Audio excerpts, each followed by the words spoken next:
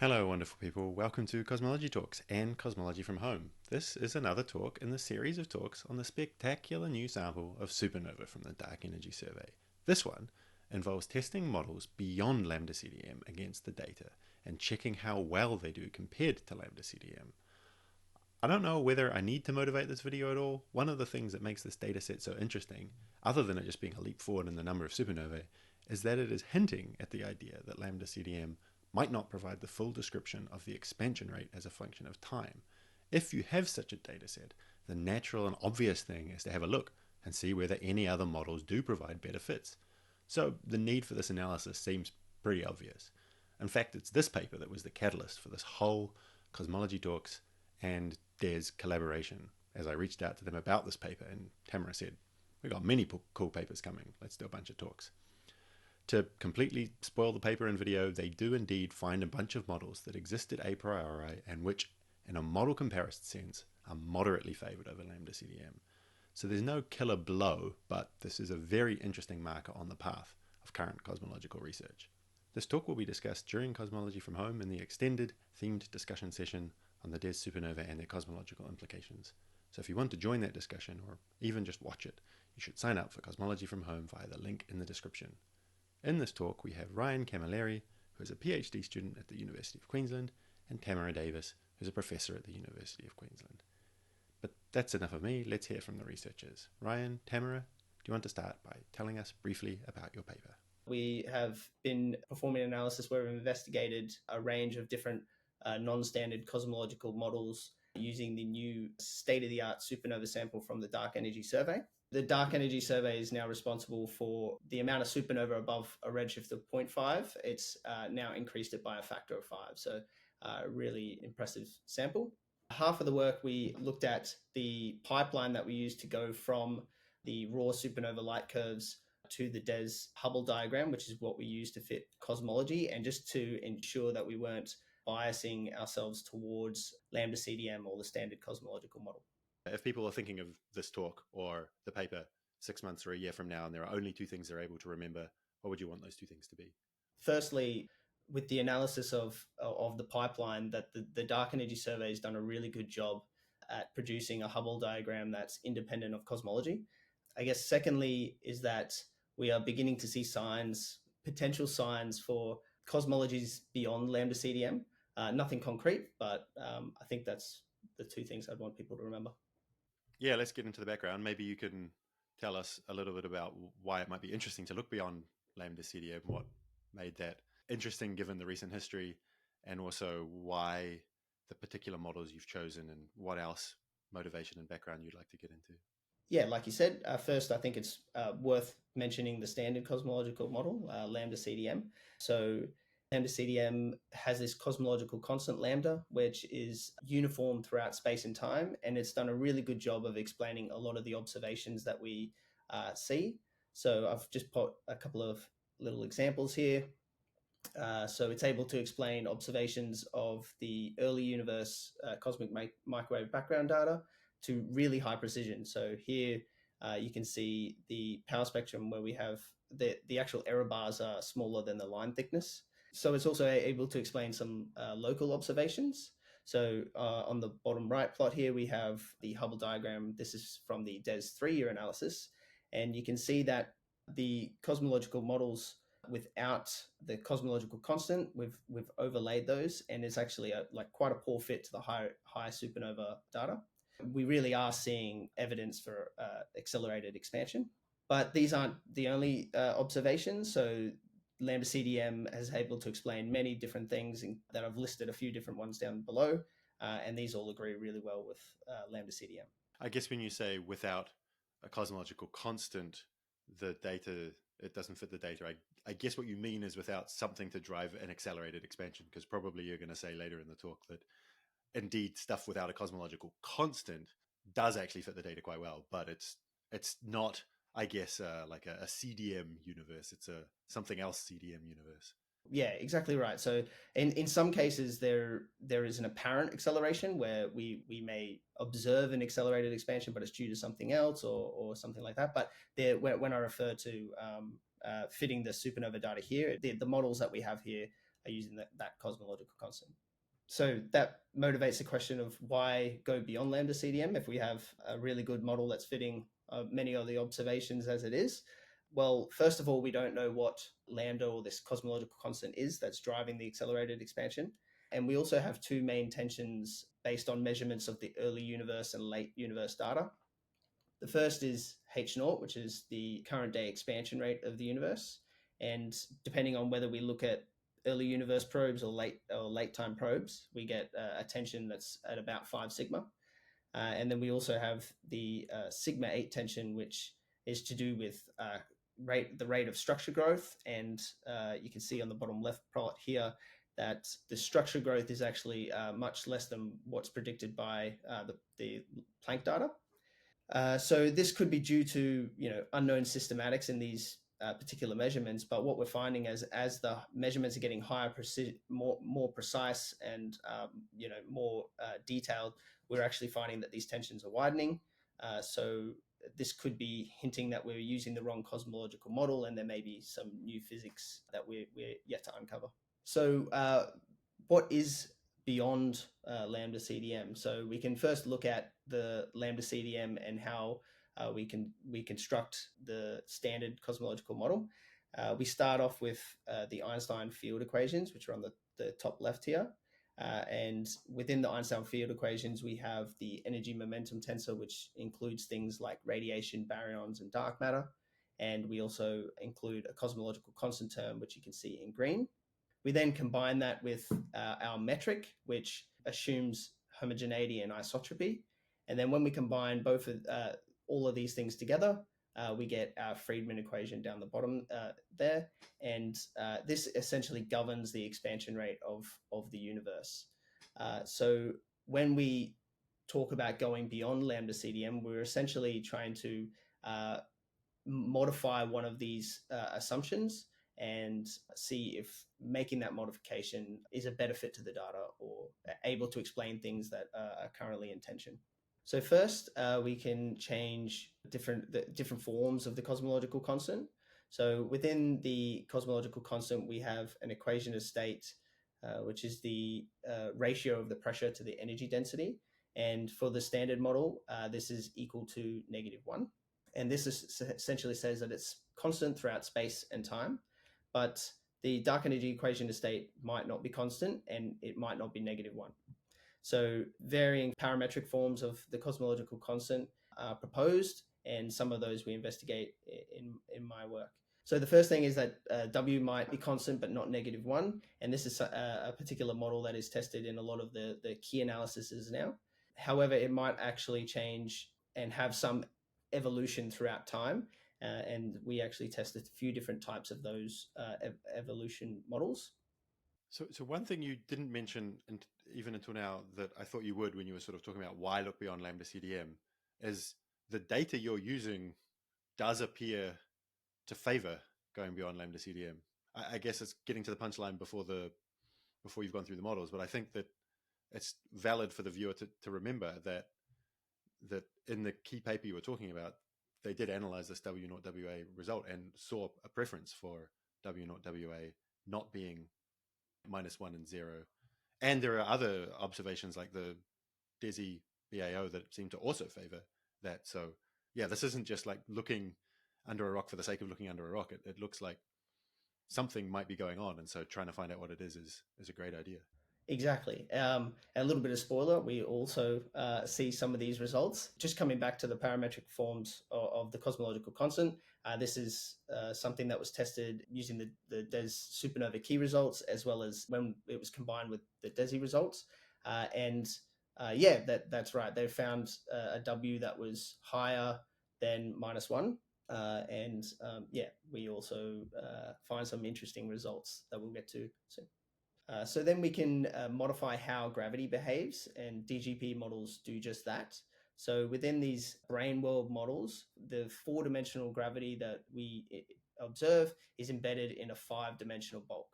And you can see that in the figure on the right here, where our universe is embedded in this 4 dimensions, but gravity is actually leaking out into a 5th dimension.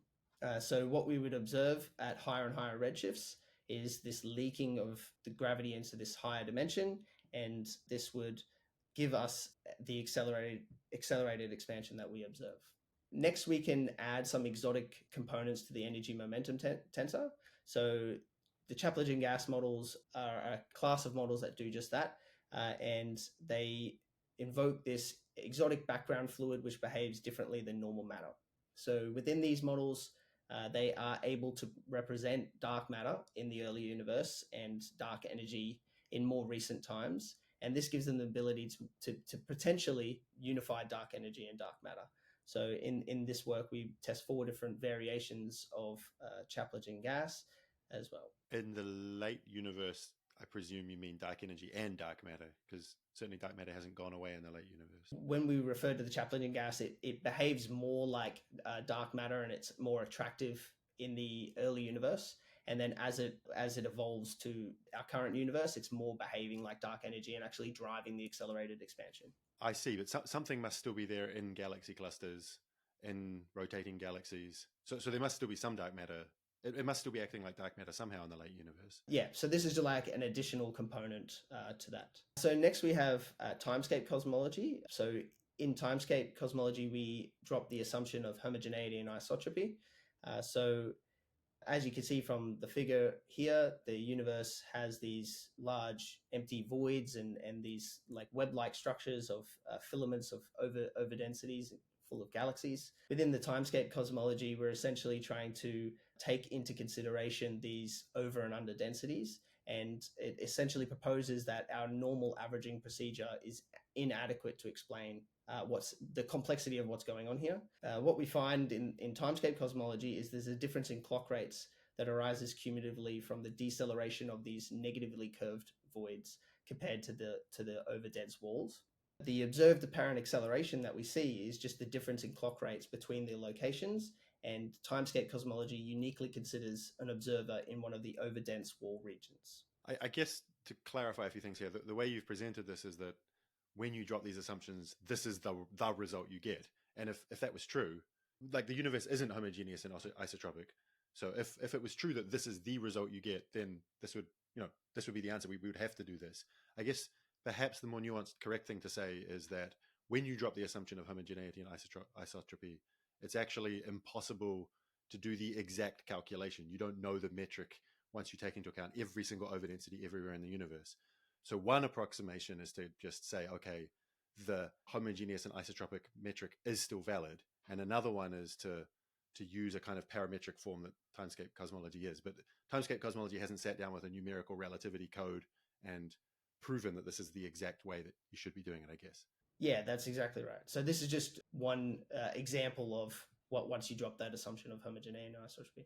Yeah, and I guess you can let the data decide whether Lambda CDM or timescape cosmology is what the universe is telling us we are. And maybe in the long run, we will have numerical cosmology codes that tell us the exact answer. And this topic is fraught with difficulty because I guess there's quite strong opinions on either side. Some people think that stuff like timescape cosmology has been well and truly ruled out by numerical relativity codes, and people who are still working on timescape cosmology would say that no, it hasn't. And I guess the way I would express it, so I guess this is my personal opinion, not Ryan and Tamara's opinion, but there are still loopholes in any proof that tries to be absolutely watertight as to whether there's effects like this happening. And so because there are loopholes, it may still be that this is true. But those loopholes are I guess, get smaller and smaller as each new numerical cosmology gets more and more sophisticated and makes fewer approximations. Yeah, I'd say that there's still sort of a lot of theoretical disagreement on exactly how big any sort of back reaction from the inhomogeneities should be. So it's still an active area of research, and this is one particular model. There are a lot of theoretical cosmologists out there who have worked on a lot of models that might explain the effects of lambda or whatever's causing the accelerated expansion or apparent accelerated expansion. Why did you pick these? I can't remember the number, but 4 or 5 models over all the other ones. And I guess it implies on all the things. Yeah, why timescape instead of other back reaction models? Why DGP instead of other modified gravity models, et cetera, et cetera? Well, we did want to make sure that the models that we were looking at were sensitive to the supernova data. There's a lot of models that you can test that are really sensitive to the CMB data, but the addition of this new supernova sample might not, constrain them really well. So that was one area. But 2, we did want to hit like a few of the different assumptions and, just offer a broad range of different models. And some people reached out to us, like the Timescape Cosmology, for example. We had really good chats with the Timescape team. And one of the things that is exciting about this is that we want anybody who has their other models, because there's a huge number of models that we didn't test, as you say. So we would love for everybody to be able to test their models on our data. And the next part of this talk is actually showing why we think it's probably robust to be able to do that, and the extent to which people can do that. Before we go on to the results, I just wanted to discuss a little bit about, validating the pipeline that we use. So on the left here, we have some raw supernova light curves from the Dark Energy Survey. This is a pretty cool plot where we have the observations of the light curves in different bands, and this is due to the supernova sample being a photometric sample, not spectroscopic. But yeah, there's a lot of work that goes from the left plot to the right plot, where we have our Hubble diagram, and this is what we use to fit cosmology. So this is actually the Hubble diagram from the DES supernova key paper. So just to summarize a little bit of the work that we did examining the pipeline. So we looked at two different areas of the pipeline that may introduce cosmological biases. And in particular, we wanted to perform robust tests on these areas just to make sure that the cosmology that we were using was flexible and it wasn't impacting our result or biasing us towards Lambda CDM in any way. So on the bottom figures here are an example of our results from one of those areas that we looked at. And this was when we were performing corrections for different selection effects and Malmquist bias. So if you're not familiar, Malmquist bias is the bias that we see when we're looking at higher and higher redshifts of our survey. We preferentially see brighter objects. So to correct for these effects, we use simulations. We simulate a range of supernova light curves using some sophisticated software, but we have to populate these light curves on a cosmology. So we have to select some cosmology from the get-go. What we decided to do was generate some simulated data. So on the left plot here, you have the truth lines are our simulated data. And then we varied the reference cosmology that we used in the pipeline, and we just wanted to see how this impacted our results. So the open points are the reference cosmology that we chose, and the solid points are the associated best fit. We can essentially jump to the extreme reference cosmology that we use, the open brown circle that you can see in the upper right quadrant. And this was actually 10 sigma away from the truth based on our simulations. And we were still able to get within 1 sigma of our truth. The next question, I guess, is how this impacts non-standard cosmologies. So that brings us to the figure on the right. So all of the reference cosmologies here give us a distance versus redshift. And so will the non-standard models. So the distance versus redshift of those reference cosmologies is represented by the dashed lines in this plot. And the solid points represent the best fits. So a result of our analysis is that we are confident our reference cosmology that is used to do these bias corrections is doing a really good job if your non-standard cosmological model fits between the upper blue dash line and the lower brown dash line.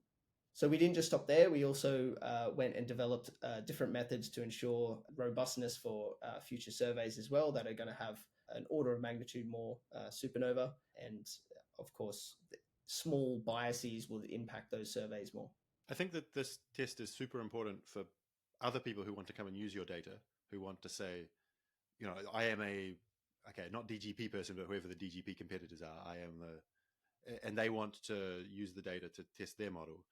But I guess it's a naive question from someone who's never worked with supernova data. Why do you, as the supernova experts, not just do everything from scratch in each of the models? Yeah, well, this is something we could do, but we did see that the impact was small, and we did want, like you said, we did want to put this out there for the community to show them that any model that falls within this range is safe to use. In order to fully do each of these tests, you have to run an entire simulation, right? It's very computationally intensive. So if we want to do an MCMC and sample many points in parameter space, we would have to do an entire simulation for every point in that parameter space. And it's essentially what we're showing here is really that's wasteful because you don't really need the exact model as your input. So you don't need to do the simulation every time. As long as your magnitude versus redshift is relatively close to your final cosmology, then you should be fine using the data as is with the selection effects done in a slightly different cosmological model, and it won't impact you too much. Okay. If I'm being like a nitpicking pedant scrutiny sort of person, I guess you're not 100% sure that in a model that is sufficiently different to Lambda CDM that the accelerated expansion is happening for sufficiently different reasons that this is true, right? It will still provide a distance versus redshift relation, and if it's within this range, then it will when we populate our simulated light curves onto that distance versus redshift relation, it will be somewhat close to what we have here, and therefore it will give us reasonable results. Yeah, so here all we really need is some sort of smooth curve that represents the distances versus redshifts. So as long as you have some sort of smooth curve that's close to the true cosmological model, you're going to be fine in using the corrections that smooth curve has given you. I guess maybe in that language, what I'm concerned about is if you have a model where distance versus redshift, like distance maybe isn't even as clearly defined as it is in Lambda CDM, if that makes sense. Yeah, but even in some models where you have distance being not as clearly defined with inhomogeneities and that kind of thing, there's a prediction sort of magnitude versus redshift. Yeah, okay. Those are both observations, so those things are safe. Yeah. Yeah, so as long as the prediction of magnitude versus redshift is like relatively smooth and close to the expansion history that the data show is there, then we should be okay. Yeah, so it's really hard for the correct model to deviate very far from the data. And the smooth fit that we're using here is one that's driven by what the data looks like. And Rise developed a method that even if your first reference cosmology isn't exactly the right one, if you're a bit too far away, then there's still a method by which you can improve on that. The method that we use is like an iterative procedure. So what you can do, just say you have a cosmology that gives you like looking at the right plot here, a distance versus redshift that's outside of this region. One thing that you can do moving forward is you can run the entire pipeline with the baseline reference cosmology that we use. That will give us one Hubble diagram. We fit the cosmology, and then we see it's quite extreme. We can then use those best fit parameters, and we can generate new simulations using those best fit parameters and rerun the entire pipeline. And in our work, we show that this is able to reduce the bias and get us actually closer to the truth as well. And for the DES data, we found that step wasn't necessary because we were close enough with our initial reference cosmology. Part of the analysis, we also looked at the omega matter and dark energy equation of state degeneracy. So we found that there was a degeneracy between these parameters, and this could influence how we interpret our results. So we may see large shifts in omega matter or W, however, they will still give us similar expansion histories. So there's many analysis that that have to validate their pipelines and look at how changes in their software is impacting these results, and doing what we did in the previous work where we want to make sure that we're getting the correct Hubble diagram. So what we do is we also introduce this QH parameter, and it's again essentially a single parameter statistic that approximates the degeneracy between omega matter and W. So we define that here, and you can see, I guess you can see the usefulness of this parameter in the right plot, where you have kind of large shifts in the matter density, which is the x-axis. However, the shifts in the QH parameter are really small. And I think this was worth mentioning because it's a useful tool that can be used by other people. I guess in some ways this would be the equivalent of the S8 parameter for lensing type experiments, that it's the thing that you're actually sensitive to. Exactly right. When you say we introduce the QH parameter, is this literally the first introduction of this parameter? So 5 years from now, when people are talking about the QH tension, this is the moment. This is actually the first introduction of this parameter. Yes. In some analysis they put like a really strong constraint on one of the parameters and see how it impacts. But I guess that might not be valid in all cases, or I guess this is another alternate way to look at that. Yeah. Yeah, the reason it's Q, we called it QH.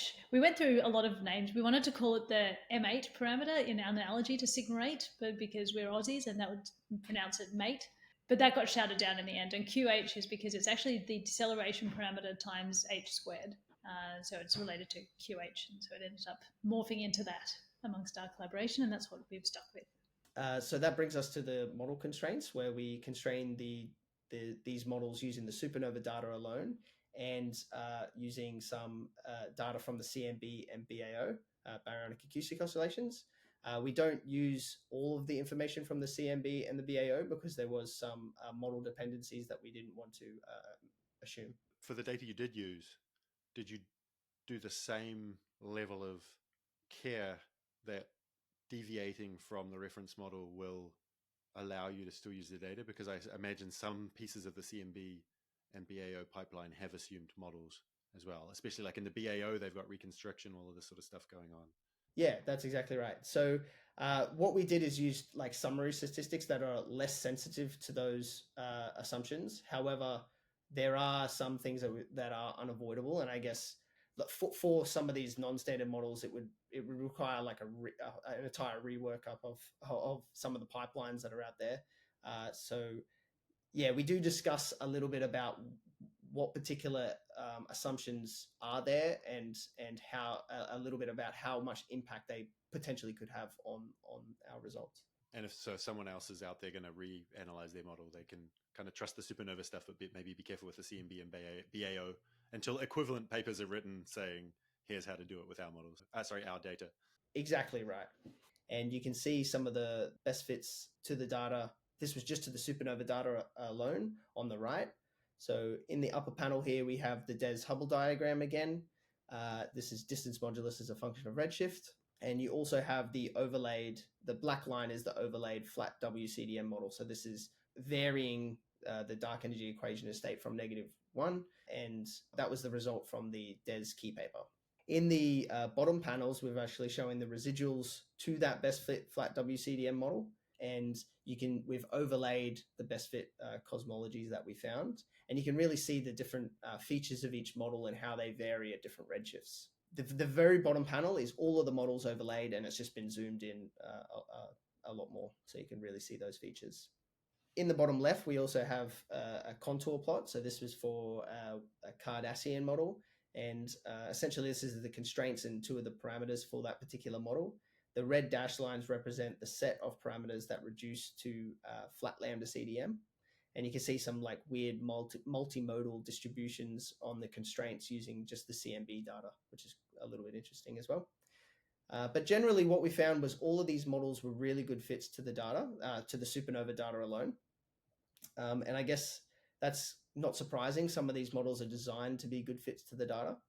So what we need is a way to rank these models and check whether the extra parameters that they invoke are justified given the data. When you say they were designed to be good fits to the data, I think maybe that's true, but maybe a little unfair to the models as well, because they were designed to be good fits to Lambda CDM in the past, right? Like that when DG and P were sitting down running their model, they didn't know what the dark energy survey supernova results in 2024 would be. Right. You might have said it and I zoned out for a second, or maybe you didn't say it, but in the bottom left-hand plot, what are Q and N on the X and Y axes?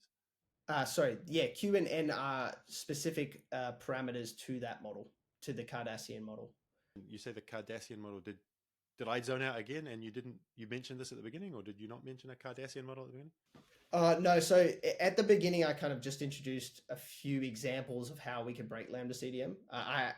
We actually tested 15 different models. So my question of why these models is also a little bit unfair on you guys, because you didn't just do those models, you did 15.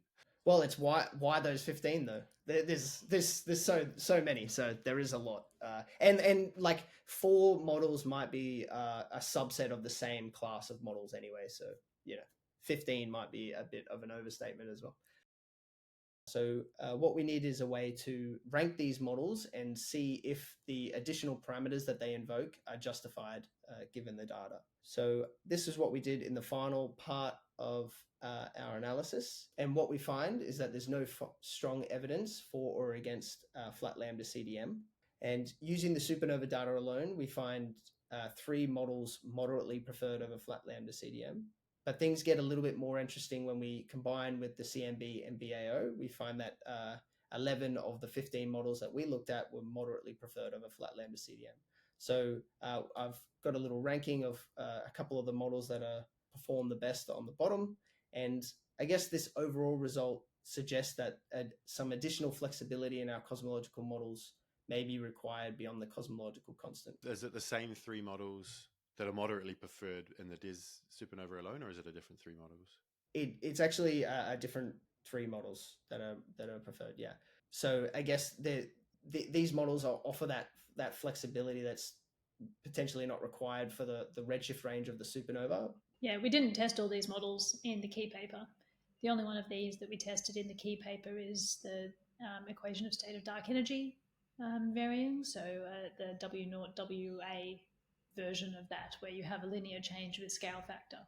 So that's sort of the third one down here, basically. And I guess what we should mention is that based on our statistics that we use, we can't actually distinguish a first, second, or third. They're put into these broad categories of, strong, moderate, or weak evidence. So all of these models, are all first. And I guess relating that to the key paper results where we find evidence for this time varying dark energy, what that essentially is meaning for non-standard models is if we're seeing hints that time varying dark energy is preferred, then this is opening the viability of many different non-standard models. So here we have the more detailed results. We have the ECIC information criterion and the suspiciousness. So these are the statistics that we use to rank these models.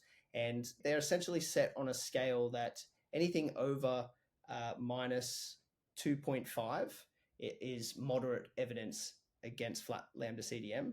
So you can see here on the left, these are to just the supernova data alone, where we have some evolving dark energy models. So this is analogous to what we found in the key paper. We also have a cosmographic model here, and this is just a Taylor expansion of the luminosity distance. So we make no assumptions in this particular model about the contents of the universe. And then when we look at the results, when we combine with the CMB and BAO statistics that we use, this is where we see that there's quite a few models that are moderately preferred, so over that minus 2.5 threshold, and they all sit within that same class, which is between minus 2.5 and minus 5, which would indicate strong evidence against flat lambda CDM. And the chi-squared per degree of freedom, the third column, correct me if I'm wrong, but anything that's kind of below 1 is usually interpreted as a good fit, possibly even overfitting. And so lambda CDM itself being 0.952 there is saying, okay, maybe there's evidence for beyond lambda CDM that some of these other models that were constructed before this data was made, so they're not like a posteriori models, but lambda CDM is not on its own in a universe where there are no other models and a bad fit to the data. No, that's exactly right. So I guess the best way to explain this, and this is something that was also mentioned in the key paper, was to bring you back to this Hubble diagram here, where you may have noticed these little barcode features. So this is essentially because we use a photometric supernova sample, and some of these supernovae might not be type 1a. The way we handle these potential contaminants is we use machine learning classifiers, which gives us a probability of them being type 1a. And you can see here that there's, a few that have these inflated uncertainties.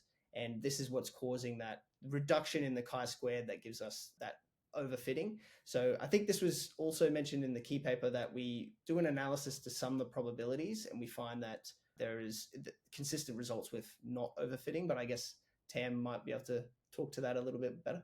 We did a rough calculation of the per degree of freedom, and we used the probability of them being a type 1a as a weighting in counting the number of degrees of freedom we had.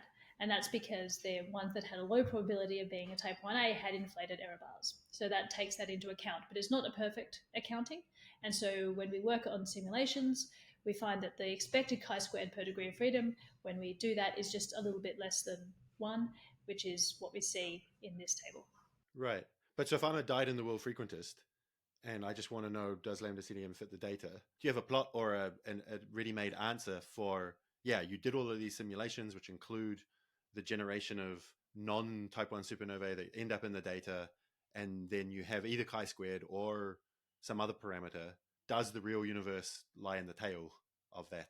Is the p-value big or small? I'm sorry, Bayesians. Yeah, so Lambda CDM remains a good fit to the supernova alone. It's just not as good a fit as some of the models that change with time. Cool. Yeah. So I guess this is left in that uniquely interesting place of Lambda CDM hasn't won, but it hasn't been defeated yet. So very ripe for future work. What comes next? I guess there's more supernova might be coming, and also ways to interrogate the models better. What's up? What's coming? I guess, well, you may have heard about the new DESI results. So the BAO measurements that we use here are from SDSS. Yeah, they've done a really good job. So what we want to do is a bit of a follow-up on this work using the new DESI BAO. And as you mentioned before, there's so many different types of models. It's hard to get the best of all of them. So if anyone has any models, feel free to contact me. But we want to do a quick follow-up on this work with DESI BAO.